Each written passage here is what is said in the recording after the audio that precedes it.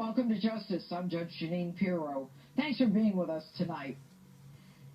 There's an insurrection coming. Mitt Romney just confirmed it. We've watched governors, the National Review, conservative leaders, establishment and party operatives trash Donald Trump.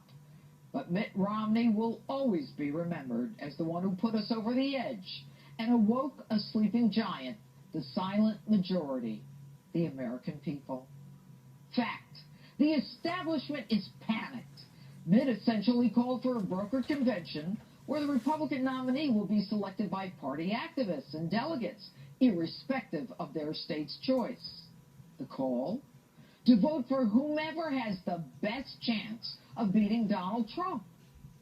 You want a brokered convention? A primer, Mitt.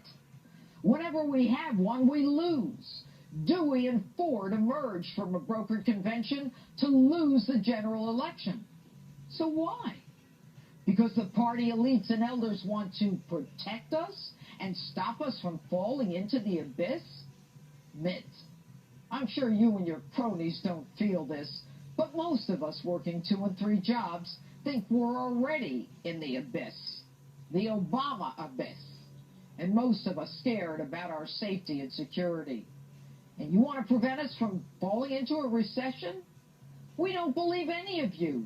That's why outsiders are so strong in both parties, while the insiders seek a brokered convention or superdelegates to guarantee their own positions. You're panicked, not for us, but because you're worried about losing power. The lobbyists, the pharmaceutical companies, the power brokers, the lawmakers who are willing to invest in absurd pensions our children can't possibly pay for their own short-term political survival. We are sick and tired of legislators with modest means who leave Congress multi-millionaires whose spouses and families get all the contracts from selling the post offices to accessing insider information so they can buy property and flip it. You're so entrenched that you're willing to give Hillary Clinton a win. It doesn't matter to you which party.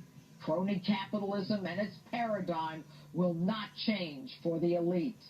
Let the American people suffer along the way. You know, Mitt, if you're so concerned about our country, where were you when Barack Obama lied to us, saying we could keep our health care and our doctor? Where were you when the GSA wasted millions of our dollars for stupid conferences?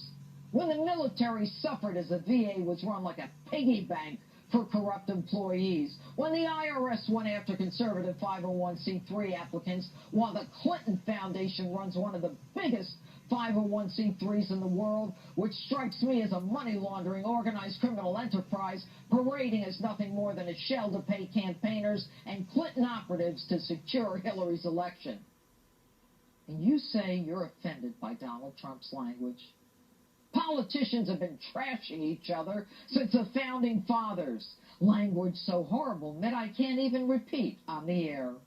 You're so offended by Trump's language, but not Barack Obama's condemnation of those who cling to God and guns.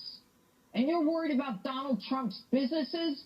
You, Mitt, were a corporate raider who threw people out of work and sent jobs out of our country. And you don't like Donald's temperament and judgment? You couldn't even stand up to CNN's Candy Crowley. You couldn't even get elected when the nation was ripe for a Republican president.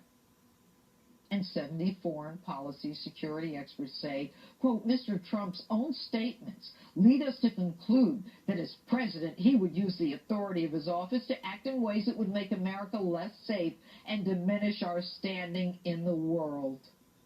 Are those bozos talking about Barack Obama? And they go on to say that he poses a distinct threat to civil liberties in the United States. Really? I'm worried about the civil liberties of Americans who've had their heads cut off and those killed in workplace violence. Did you criticize that? No. And you want us to vote for Rubio? Why? What has he done? Aside from having one of the largest absentee voting records in the history of the U.S. Senate. And you complained about Trump University. Mitt, Mind explaining your connection to Full Sail University, which knew how to, quote, hold down the cost of their education when in truth it was one of the most expensive colleges in America, when the owners were top donors to you through Solamere Capital? Remember? You were an original investor there. And how about Vandertot College, where Ferguson's Michael Brown was about to attend, and your pals were about to cash his federal financial loan? Your namby-pamby reason that you won't support Donald Trump even if he's the party's nominee?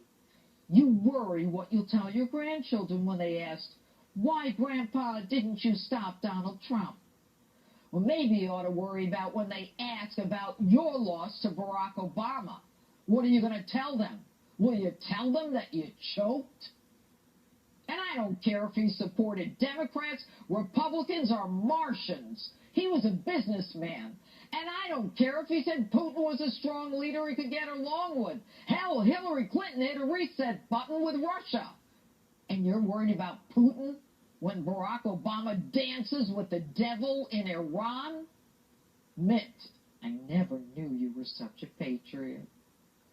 And you say Donald's arrogant. He says things that you don't, but things that you think.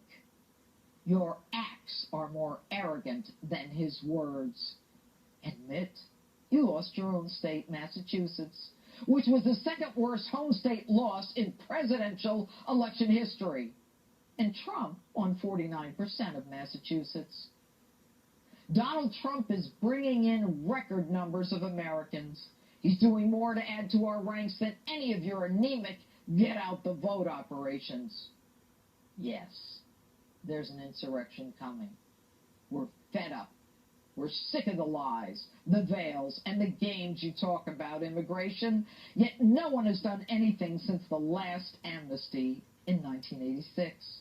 While we continue to pay for education, medication, housing, while families like Kate Steinley's, murdered by an illegal deported 5 times, convicted 7 times, suffer behind backdoor budget hearings. You continue to fund sanctuary cities that thumb their noses at American victims. You talk about overspending and the government and the deficit, and it's only gotten bigger. You take our money in the form of taxes, waste it away while you feather your own nest. From Bob Dole to John McCain to you, Mitt Romney, and almost another Bush. The party elite cannot win. Don't be small, Mitt. Remember our history. Remember when we were fed up with a monarchy? Be careful. Be very, very careful.